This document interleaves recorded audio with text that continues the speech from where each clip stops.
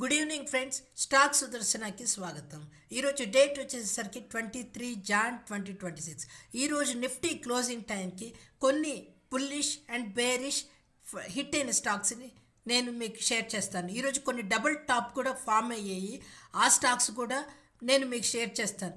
ఇవి మనకి pro subscription ఉంటే మాత్రం మనకి ఇలా డబుల్ టాప్ స్టాక్స్ స్కాన్ అవుతాయి. సో నేను మీకు వాల్యూగా క్రియేట్ చేస్తున్నాను. ప్లీజ్ మన వీడియో కనుక నచ్చినట్టయితే like and share, subscribe. Also not and SEBI registered analyst. Take this as information and educational purpose.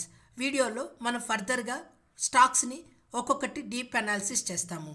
నిన్న నేను మీకు బాటంకి వచ్చిన కొన్ని స్టాక్స్ని షేర్ చేశాను నిన్నటి వీడియోలో. అవి ఈరోజు కొద్దిగా మార్కెట్ అప్ సైడ్ వచ్చింది కాబట్టి ఆ స్టాక్స్ని ఆ సపోర్ట్ లెవెల్ రెస్పెక్ట్ చేసినట్టుగా కనిపిస్తూ ఉంది. ఒకసారి మీరు మళ్ళీ ఆ వీడియోని చెక్ చేయండి. ఈరోజు వీడియోలో నేను ఎండ్ ఫ్యూచర్స్ కూడా యాడ్ చేశాను. ఒకసారి వీడియో ఎండ్ దాకా చూడండి. Thank you. ఈరోజు మన ఫస్ట్ బుల్లిష్ స్టాక్ వచ్చేసరికి ఇండియన్ బ్యాంక్ ఈరోజు కనుక గమనించినట్టయితే మనకి లాంగ్ బుల్లిష్ క్యాండిల్ ఫామ్ అయింది అండ్ దాని యొక్క రెసిస్టెన్స్ దగ్గర క్లోజ్ అయ్యింది. సో మేబీ ఇప్పుడు ఆర్ఎస్ఐ మనకి కొంచెం 67 వార్నింగ్ కాషియస్ లెవెల్కి వచ్చింది. మేబీ కొంచెం పుల్ బ్యాక్ అయ్యాక 650, 850 ఆర్ 865 కొంచెం సపోర్ట్కి వచ్చాక మేబీ మళ్ళీ మనకి ఈ స్టాక్ తిరిగి వెళ్తుందా అనేది మనం గమనించాల్సి ఉంటుంది.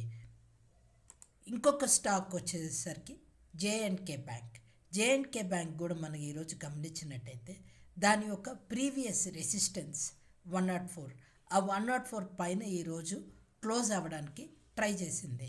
సో అబో రెసిస్టెన్స్ కూడా ట్రై చేసింది. బట్ ప్రాఫిట్ బుకింగ్ వల్ల ఈరోజు మనకి పుల్ బ్యాక్ అయినట్టు అనిపిస్తుంది. బట్ మేబీ 1 or 2 పాయింట్స్ మళ్ళీ మనకి తిరిగి అప్ సైడ్ వెళ్తుందా అనేది కూడా మనం గమనించాల్సి ఉంటుంది.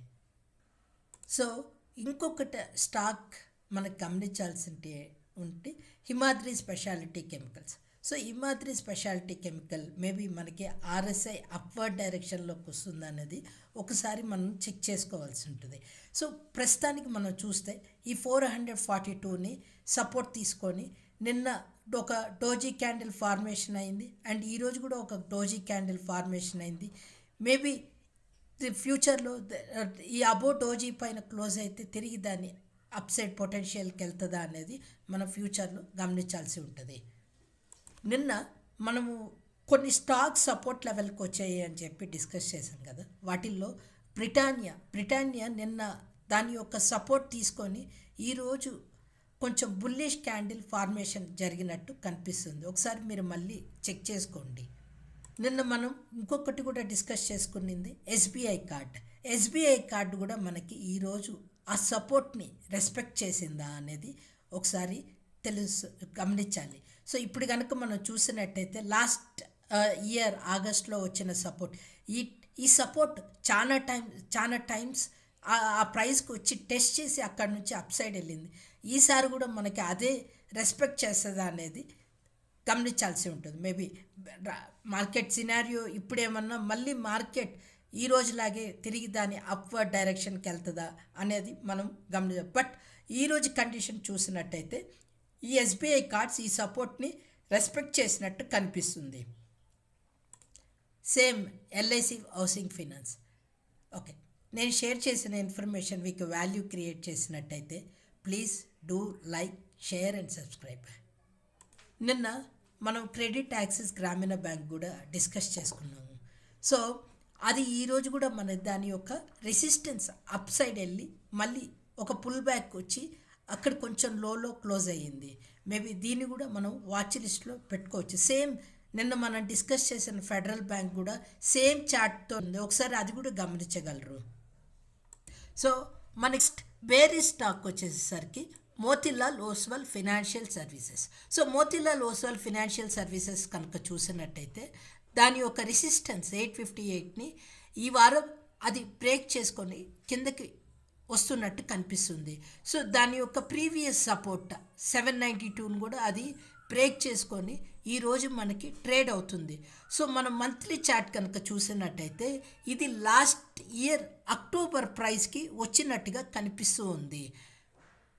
సో మంత్లీ చార్ట్లో చూస్తే మనకి లాస్ట్ ఇయర్ అక్టోబర్ ప్రైస్లో వచ్చినట్టు సో మోతిలాల్ ఓస్వాల్కి ఉన్న అడ్వాంటేజ్ ఏంటంటే వీళ్ళకి ఏఎంసీ బిజినెస్ ఉంది, మళ్ళీ వచ్చేసి బ్రోకరేజ్ బిజినెస్ ఉంది, I mean grow kind of business ఉంది, జిరోదా కైండ్ ఆఫ్ బిజినెస్ ఉంది, HDFC AMC and ICICI AMC లాంటి బిజినెస్ ఉంది, ప్రొనౌన్ కంపెనీ అండ్ వీళ్ళకి హోమ్ ఫైనాన్స్ కూడా కొంచెం పార్ట్ ఉంది.